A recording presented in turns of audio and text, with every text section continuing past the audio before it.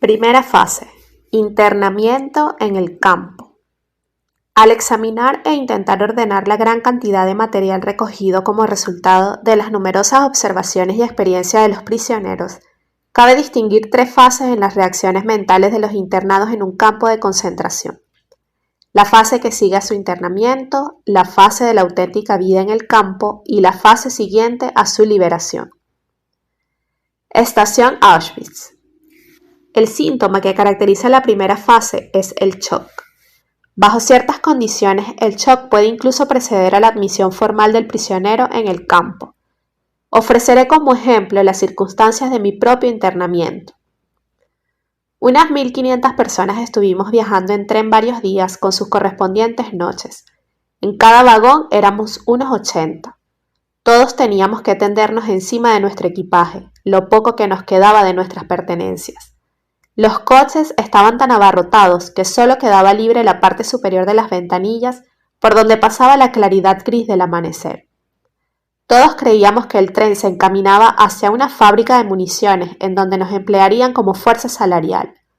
No sabíamos dónde nos encontrábamos, ni si todavía estábamos en Silesia o ya habíamos entrado en Polonia. El silbato de la locomotora tenía un sonido misterioso, como si enviara un grito de socorro en conmiseración del desdichado cargamento que iba destinado a la perdición. Entonces el tren hizo una maniobra. Nos acercábamos sin duda a una estación principal. Y, de pronto, un grito se escapó de los angustiados pasajeros. ¡Hay una señal! ¡Auschwitz! Su solo nombre evocaba todo lo que hay de horrible en el mundo.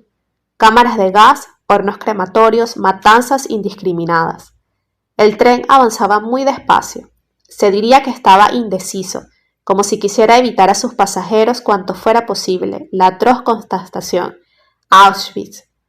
A medida que iba amaneciendo se hacían visibles los perfiles de un inmenso campo, la larga extensión de la cerca de varias hileras de alambrada espinosa, las torres de observación, los focos y las interminables columnas de harapientas figuras humanas, pardas a la luz grisácea del amanecer, arrastrándose por los desolados campos hacia un destino desconocido.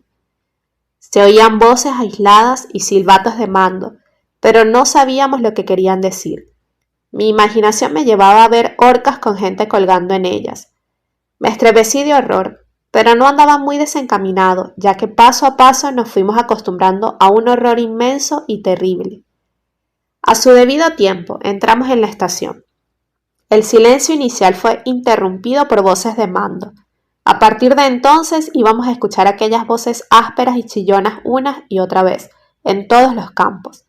Sonaban igual que el último grito de una víctima, y sin embargo había cierta diferencia.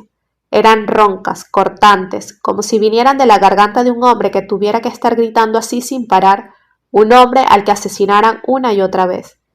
Las portezuelas del vagón se abrieron de golpe y un pequeño destacamento de prisioneros entró alborotando. Llevaban uniformes rayados, tenían la cabeza afeitada, pero parecían bien alimentados. Hablaban en todas las lenguas europeas imaginables, y todos parecían conservar cierto humor que bajo tales circunstancias sonaba grotesco. Como el hombre que se ahoga y se agarra a una paja, mi innato optimismo, que tantas veces me había ayudado a controlar mis sentimientos aún en las situaciones más desesperadas, se aferró a este pensamiento. Los prisioneros tienen buen aspecto, parecen estar de buen humor, incluso se ríen, quién sabe, tal vez consiga compartir su favorable posición. Hay en psiquiatría un estado de ánimo que se conoce como la ilusión del indulto, según el cual el condenado a muerte en el instante antes de su ejecución concibe la ilusión de que le indultará en el último segundo. También nosotros nos agarrábamos a los jirones de esperanza y hasta el último momento creímos que no todo sería tan malo.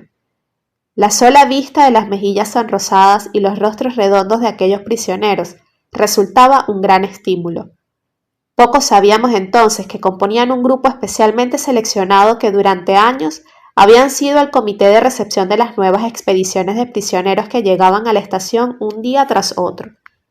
Se hicieron cargo de los recién llegados y de su equipaje, incluidos los escasos objetos personales y las alhajas de contrabando.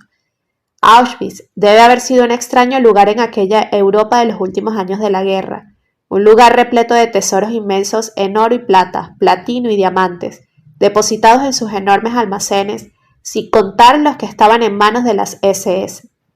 A la espera de trasladarlos a otros campos más pequeños, metieron a 1.100 prisioneros en una barraca construida para albergar probablemente a unas 200 personas como máximo. Teníamos hambre y frío, y no había espacio suficiente ni para sentarnos en cuclillas en el suelo desnudo, no digamos ya para tendernos. Durante 4 días, nuestro único alimento consistió en un trozo de pan de unos 150 gramos. Pero yo oí a los prisioneros más antiguos que estaban a cargo de la barraca regatear con uno de los componentes del comité de recepción, por un alfiler de corbata de platino y diamantes. Al final, la mayor parte de las ganancias se convertían en tragos de aguardiente. No me acuerdo ya de cuántos miles de marcos se necesitaban para comprar la cantidad de schnapps necesaria para pasar una tarde alegre. Pero sí sé que los prisioneros veteranos necesitaban esos tragos. ¿Quién podría culparles de tratar de drogarse bajo tales circunstancias? Había otro grupo de prisioneros que conseguían aguardiente de las SS casi sin limitación alguna. Eran los hombres que trabajaban en las cámaras de gas y en los crematorios y que sabían muy bien que cualquier día serían relevados por otra remesa y tendrían que dejar su obligado papel de ejecutores para convertirse en víctimas.